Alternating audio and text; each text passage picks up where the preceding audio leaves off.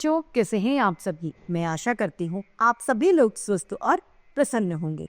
आज हम हमारा पाठ सर्वनाम को पढ़ेंगे और समझेंगे। आइए इस पाठ को प्रारंभ करते हैं। यह है अध्याय 8 सर्वनाम यानी प्रोनाउन। सर्वनाम किसे कहते हैं? यदि मैं आपको बोलचाल की भाषा में बताऊं तो संज्ञा की जगह हम जिनको यूज करते हैं वो सर्वनाम यानी संज्ञा के स्थान पर प्रयुक्त होने वाले शब्द सर्वनाम कहलाते हैं। सर्वनाम से हमारी भाषा रोचक और प्रभावी होती है। संज्ञा भी बार बार पुनरावृत्ति को रोकने के लिए सर्वनाम का प्रयोग किया जाता है। आइए पढ़ते हैं।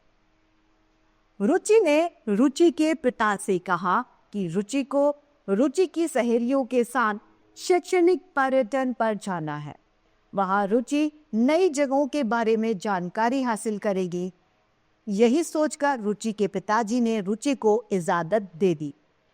इस अनुच्छेद में बार बार रुचि शब्द को आने की वजह से यह वाक्य हमें बड़े अटपटे लग रहे हैं। यदि हम इन वाक्यों को अलग तरीके से यानी सर्वनाम के प्रयोग के साथ में लिखे तो ये वाक्य सही होंगे। जैसे रुचि ने अपने पिता से कहा कि उसे अपनी सहेलियों के साथ शैक्षणिक पर्यटन पर जाना है। वहां वह नई जगह के बारे में जानकारी हासिल करेगी। यही सोचकर उसके पिता ने उसे इजाजत दे दी। पहले अनुच्छेद की तुलना दूसरे अनुच्छेद का लिखना बहुत ज्यादा आकर्षक है, जिसका हमें अर्थ भी सही तरीके से समझ में आ रहा है। उसे बार बार कहने की बजाय रुचि शब्द की जगह हमने उसे शब्द का प्रयोग किया। संज्ञा के स्थान पर जिन शब्दों का प्रयोग किया जाता है वे ही सर्वनाम कहलाते हैं। संज्ञा के स्थान पर प्रयुक्त होने वाले शब्द सर्वनाम है, जैसे कि मैं, तुम, हम, यह, कोई, कुछ आदि। सर्वनाम के 6 भेद होते हैं। पहला पुरुषवाचक सर्वनाम, दूसरा निश्चयवाचक सर्वनाम, तीसरा अनिश्चयवाचक सर्वनाम, चौथा संबंधवाचक सर्वनाम, प्रश्नवाचक सर्वनाम तथा आखिरी निजवाचक सर्वनाम। नहीं, सर्वनाम को 5 भागों में बांटा गया है। पहला है पुरुषवाचक सर्वनाम। जिन सर्वनाम शब्दों का प्रयोग वक्ता यानी बोलने वाला अपने लिए किया जाता है, अपने लिए करता है, और श्रोता के लिए तथा श्रोता जो उसकी बात सुन रहा है, और तीसरा व्यक्ति यानी अन्य पुरुष यानी जिसके बारे में बात की जा रही है उसके लिए करता है, उन्हें पुरुषवाचक सर्वनाम कहते हैं। पुरुषवाचक सर्वनाम 3 प्रकार के होते हैं: उत्तम पुरुष, मध्यम पुरुष तथा अन्य पुरुष। उत्तम पुरुष में व्यक्ति स्वयं आता है जो बात कर रहा है।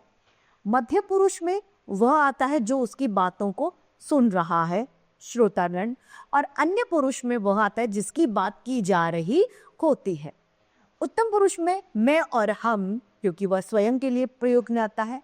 मध्यम पुरुष में तू, तुम या फिर आप, क्योंकि सामने वाला सुनने वाला है।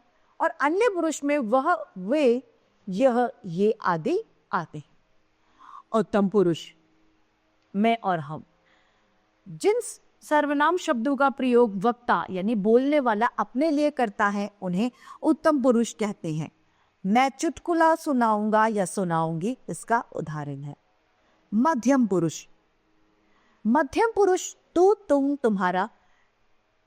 जिन सर्वनामों का प्रयोग श्रोता के लिए किया जाता है यानी सुनने वालों के लिए किया जाता है वह कहलाते हैं मध्यम पुरुष। जैसे कि तुम मेरी बात सुनो, तुम कब जाओगे, कब आए थे, ये इसके उदाहरण।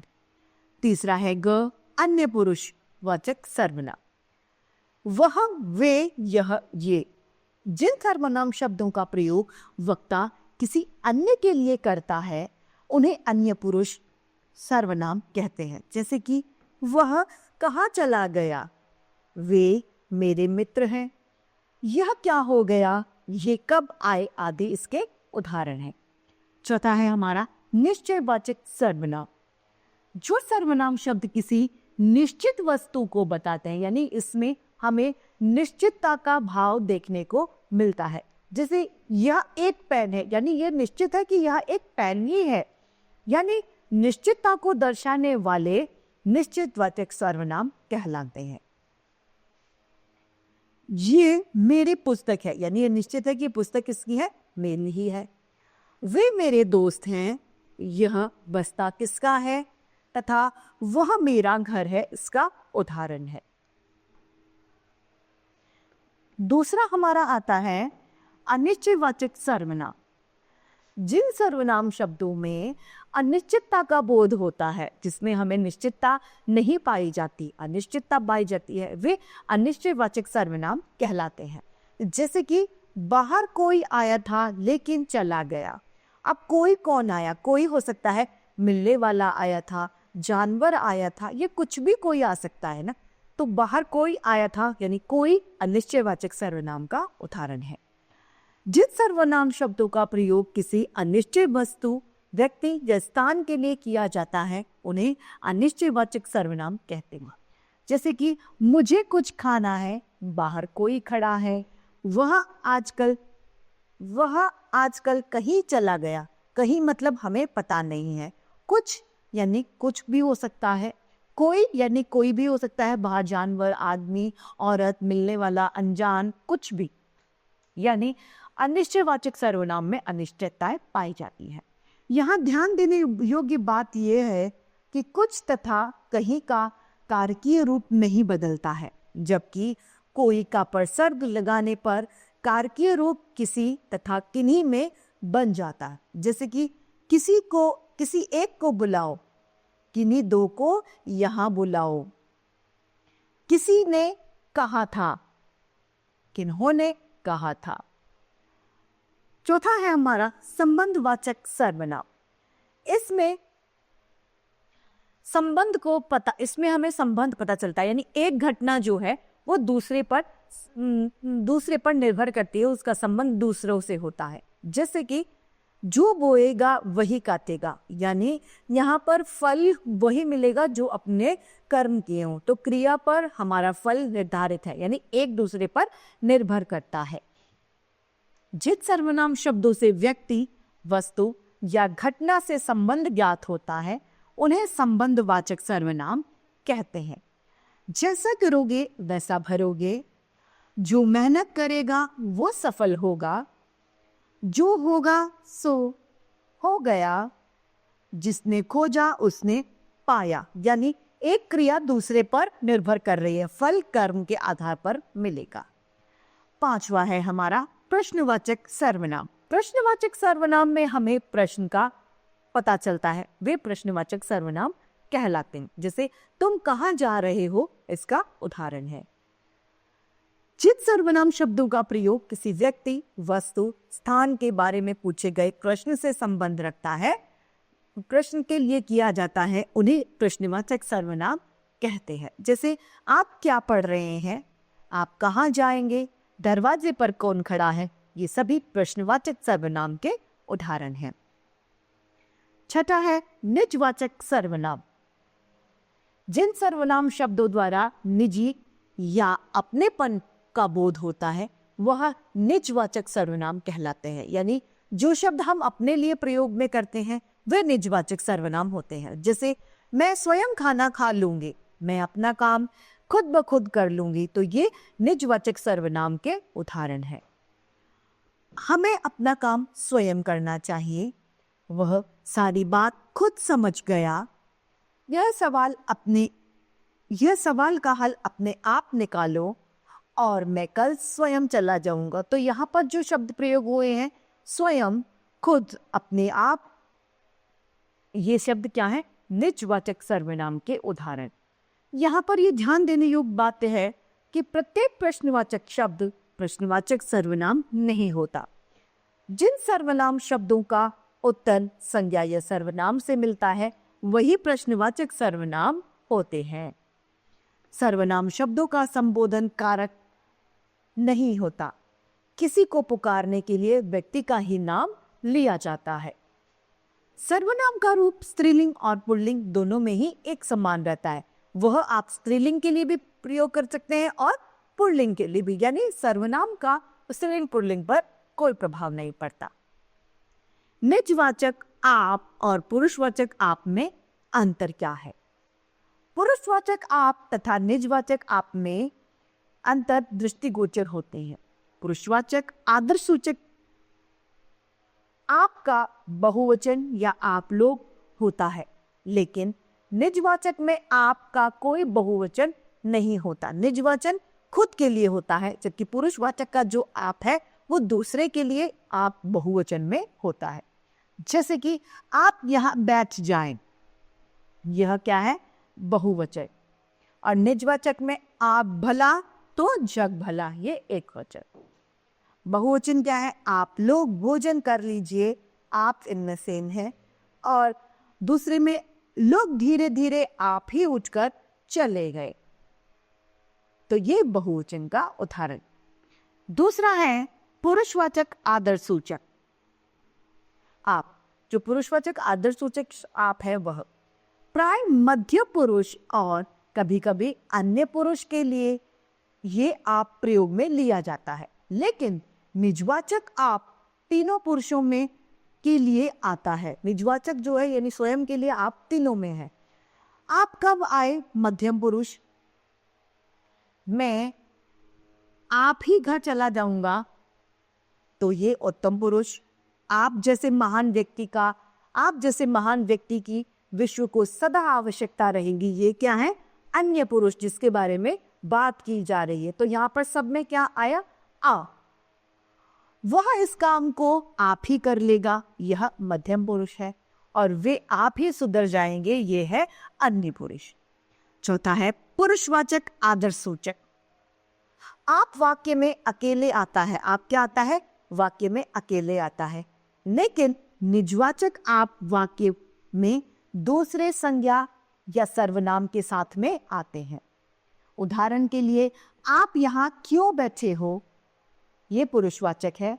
और मैं अपना काम आप ही करता हूं, ये निजवाचक सर्वनाम है।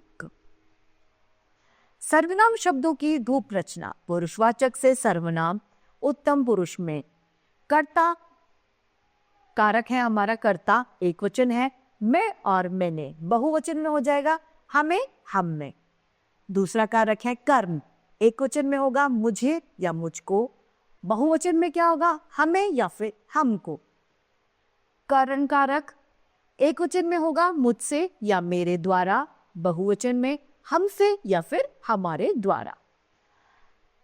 अगला है संप्रदान कारक, एक वचन है मेरे लिए या फिर मुझे, बहुवचन हो जाएगा हमारे लिए या फिर हमें। अपादान कारक में है एक वचन मुझसे, बहुवचन है हमसे। संबंध कारक में है एक वचन मेरा, मेरी या मेरे, बहुवचन होगा हमारा, हमारी या फिर हमारे। अधिकरण में होगा मुझ में, मुझ पर, और बहुवचन में होगा हमें या फिर हम पर। पुरुषवाचक सर्वनाम मध्यम पुरुष में कारक है कर्ता, एक वचन तू या तूने, बहुवचन में तुम्हें, तुम या तुमने। कर्म कारक एक वचन में मुझे, तुझे या फिर तुझको, बहुवचन में तुम्हें या फिर तुमको। करण कारक एक वचन में तुझसे या तेरे द्वारा, बहुवचन में तुमसे या तुम्हारे द्वारा। संप्रदान में तुझे या तुझको या तेरे लिए, और बहुवचन में तुम्हें, तुमको या तुम्हारे लिए। अपदान कारक में तुझसे और बहुवचन में तुमसे। संबंध कारक में एक वचन तेरा, तेरी या तेरे, बहुवचन में तुम्हारा, तुम्हारी या तुम्हारे। अधिकरण कारक में एक वचन तुम, तुझ में, तुझ पर, और बहुवचन में तुम में, तुम पर। पुरुषवाचक सर्वनाम अन्य पुरुष वह में। कर्ता कारक एक वचन में वह, उस ने, बहुवचन में वे, उन्होंने। कर्म कारक एक वचन में उसे, उसको, बहुवचन में उन्हें, उनको। करण कारक में एक वचन में उससे, उसके द्वारा, बहुवचन में उनसे, उनके द्वारा।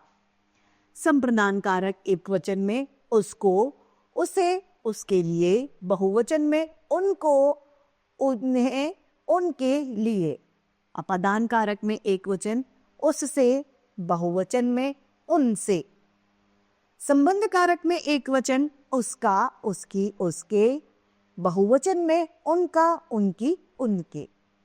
अधिकरण कारक में एक वचन उसमें, उस पर, बहुवचन में उनमें, उन पर। निश्चयवाचक सर्वनाम में यह कारक है कर्ता, कर्ता कारक एक वचन यह, इन, इसने। बहुवचन होगा ये, इन्होंने। कर्म कारक एक वचन इसे, इसको, बहुवचन इन्हें, इनको। करण कारक एक वचन इससे, इसके द्वारा, बहुवचन इनसे, इनके द्वारा।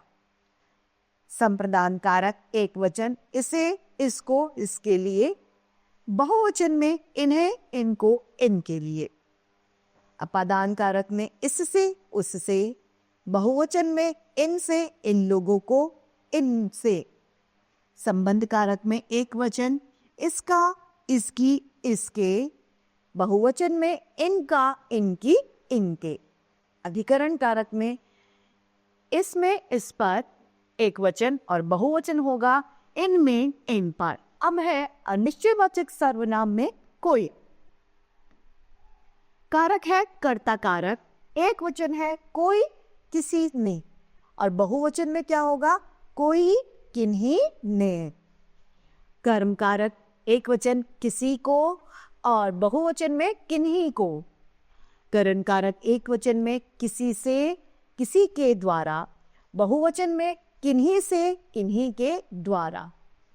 संप्रदान में किसी को, किसी के लिए, किन्हीं को, किन्हीं के लिए। अपादान कारक किसी से या फिर, और बहुवचन में किन्हीं से।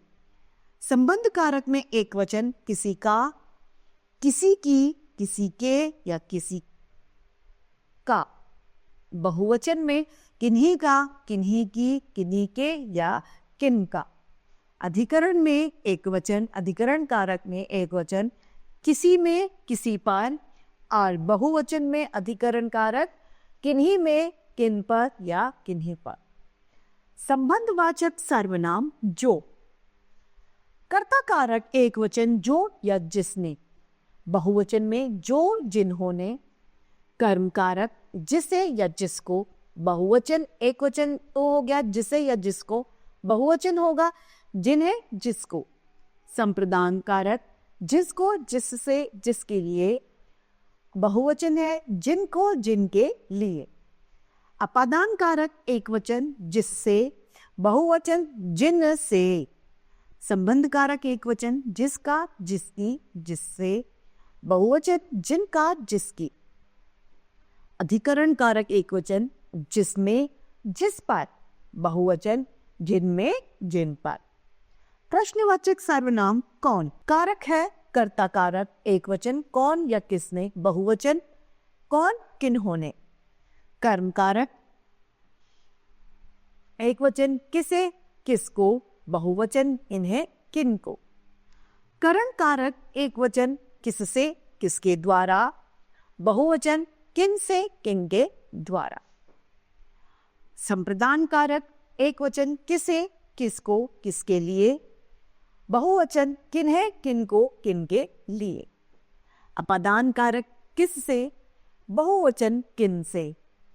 संबंध कारक किसका, किसकी, किसके, बहुवचन किनका, किनकी, किन से, के।